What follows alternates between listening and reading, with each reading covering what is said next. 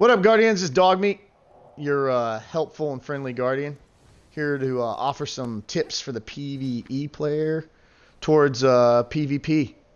And the main thing I'm going to be talking about in this video is going to be talking about the infamous Thorn Quest.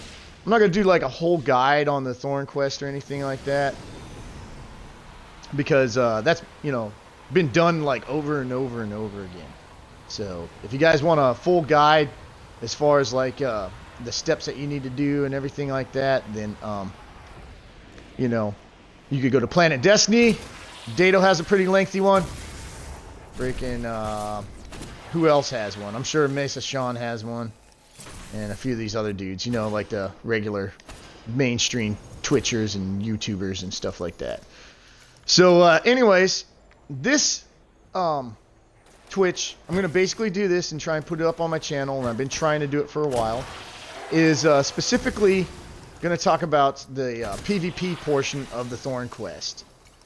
And the reason why I want to bring this to, attention and everything like that, or put it on a channel, is hopefully help some of you guys out who aren't big into PvP or the Crucible and stuff.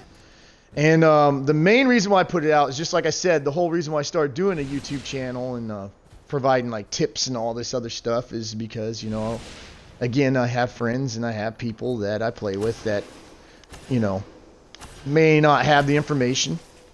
And, a few things I've suggested in the past has helped and all that.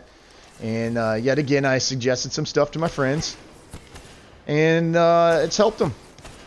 So anyways, quick breakdown. When you go through the Thorn Quest and everything, and you go through the guides, and even Dato's guide specifically says that when you get to the Crucible portion, it's any and all void kills. So that means you could use your subclass, In fact, the reason why I put it out and why I'm putting this out is they tell you, yeah, just go get void kills and everything, but I'm not sure if they really were explicit on how to get it or how you should go about it, what you could do. So I'm going to provide some tips and advice and a little bit of information, that maybe you could think about as far as like how to go about doing this. Alright, so if you're not a big PvP guy and stuff, and that you're not, this quest is coming down the line. So my suggestion is stop what you're doing, right now, as far as like hold off on turning the bounties in a little bit, because as you know from the guides and everything like that, this bounty will pop up at random. And the reason why I say that is because you need to stop what you're doing and you need to do some research. So if you don't do Crucible like too often, or when you do it, it's not that good of an experience for you, you need to go in there and basically do some research. And if you're like me and you play on all three characters, you need to find out like what character has the best void subclass for you, which you're going to be the most successful with.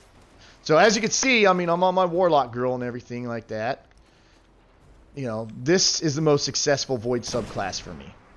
Night Stalker was pretty good until they did some of the nerfs to the Shade Step and whatnot. What can I say? I'm an evasive dude, man. I love the being able to Shade Step out some pretty hairy situations.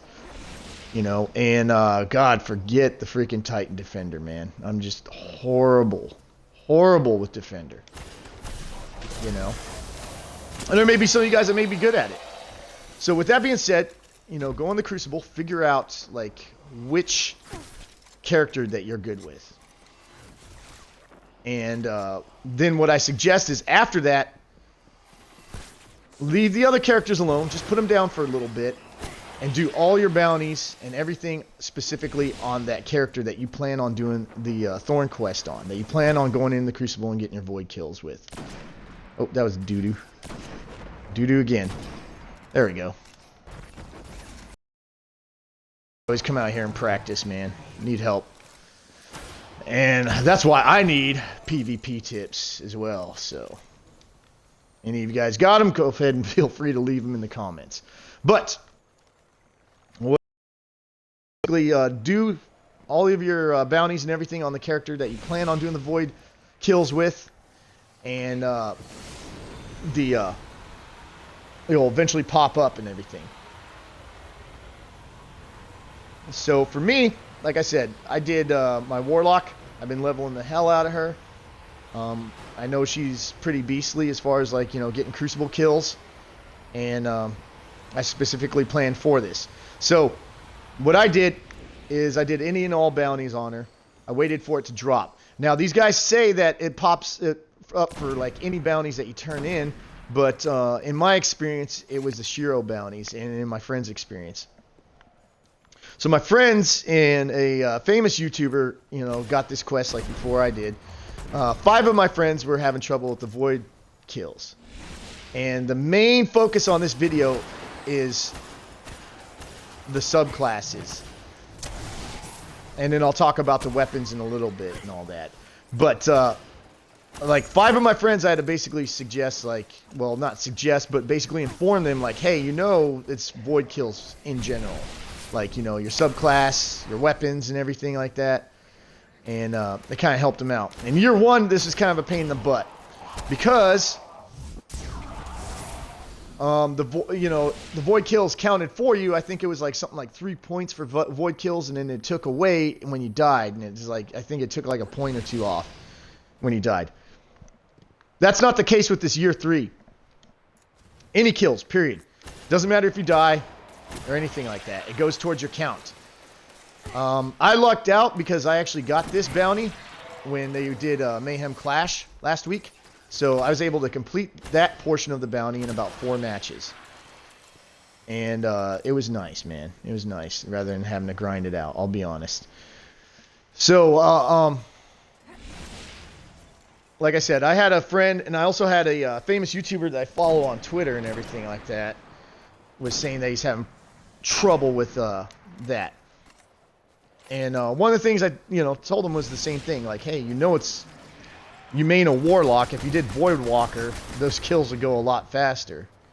So, that's what I'm here to tell you and everything, and that's what this video is all about, is PVE dudes. Don't give up on the Thorn Quest. I had friends in year 1 that gave up on it because they were not big PvP guys. And they didn't... They despise that portion of it and everything. But don't give up on it. Figure out what character that you're good with as far as like the Void subclass. And then when you go in, do your loadout. And I'll show you my loadout. Like right now, I'm sitting here leveling the Thorn and all that. But these are, if anybody's in year 1, you guys know these Void weapons. And this was one I used, the Messenger. Messenger's still good. I just have to remember its weaknesses, and that's why I'm going to tell you about your weapons. If you guys want these other ones, it's just as easy as grinding out a Valdeglass or a Crota's End. My secondary, I used a 1,000-yard stare depending on the map, or I used the new Raid Shotgun, again, depending on the map. As far as the heavy goes, I had I had an Ash Factory that was void and everything, so I used that for a little bit, but tried a Zombie Apocalypse, not so good, because like most of the matches I'm in, if I'm able to get heavy and stuff, it usually doesn't last pretty long. So I ended up going with rocket launchers on that one just to get the quick kills, and I stuck mainly with a Void Ash Factory, and of course the Truth, because we all know the tracking on the Truth. So anyways, I just want to wish you guys the best of luck. Like I said, don't give up on the quest. Just one more thing. Skeleton keys are scarce, so get a skeleton key, hold on to it, and when you do that strike after the PvP portion of this quest, finish it up, you open the chest with a skeleton key, and voila, you have this nice, terrible, beautiful gun called the Thorn. Either way, you love it or you hate it. But I'll see you guys, and good luck.